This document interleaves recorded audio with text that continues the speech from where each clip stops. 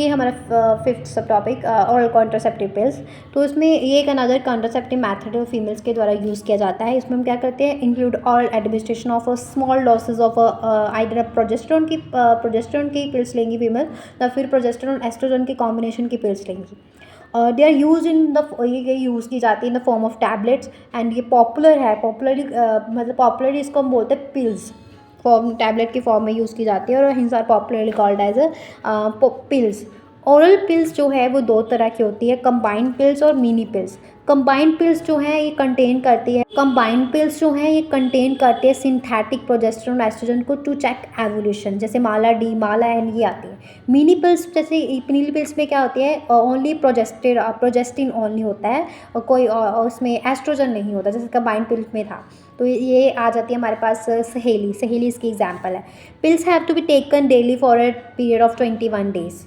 Pills को लिया जाता है daily for a period of 21 days starting preferably with the first 5 days of preferably with in the first 5 days of menstrual cycle after gap of 7 day during which menstruation occur। मतलब वो 7 दिन में नहीं ली जाती, ऐसे 21 डेज में ली जाती है, और after gap of 7 days during which menstruation occur it has to be repeated in the same pattern till the female desires to prevent conception. जब तक फीमेल चाहती है कि वो कंसेप्ट करना चाहती है अपनी किसको, फर्टिलाइजेशन को, तब तक वो लेती है। Then they inhibit ovulation and implantation. ये ओवुलेशन और इम्प्लांटेशन दोनों को as well as they inhibit ovulation and implantation as well as the alter the quality of cervical mucus to prevent the entry of sperm। Pills जो हैं बहुत ज़्यादा effective है with lesser side effect, are well accepted by females.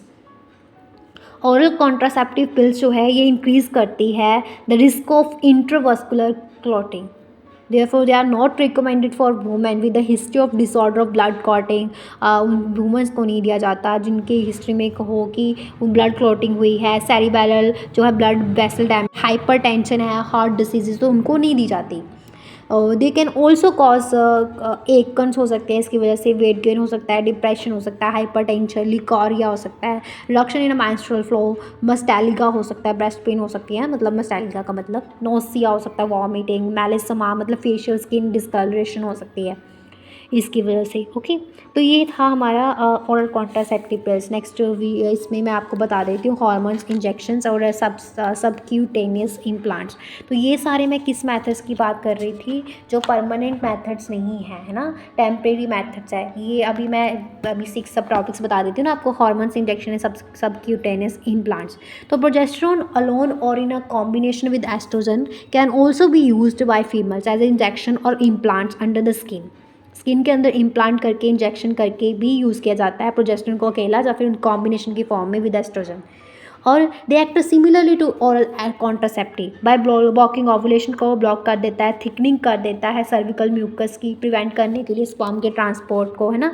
Administration of progesterone और progesterone oestrogen combination और IUD intrauterine devices with in 72 hours of coitus have been found to very effective as emergency contraceptive, as they could be used to avoid possible pregnancy due to rape or casual unprotected intercourse। Administration of progesterone, एक बार फिर से repeat, administration of progesterone और progesterone oestrogen combination या फिर intrauterine devices with in 72 hours of coitus have been found to be very effective। मतलब 72 घंटे हो गए कोइटस को मतलब लिए हुए, वेरी इफेक्टिव है उस मैथड में।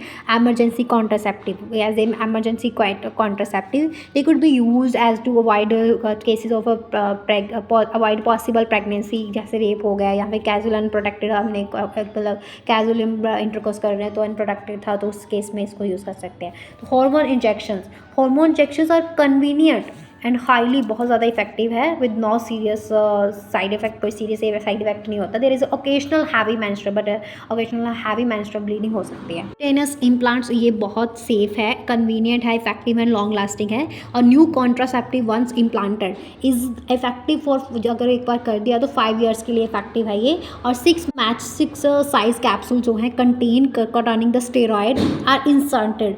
6 साइज के कैप्सूल जो हैं जिनमें स्टेरॉयड है वो इंसर्ट किया जाता है स्किन के अंदर, skin of the arm, inner arm, above the elbow उसको इंसर्ट किया जाता है।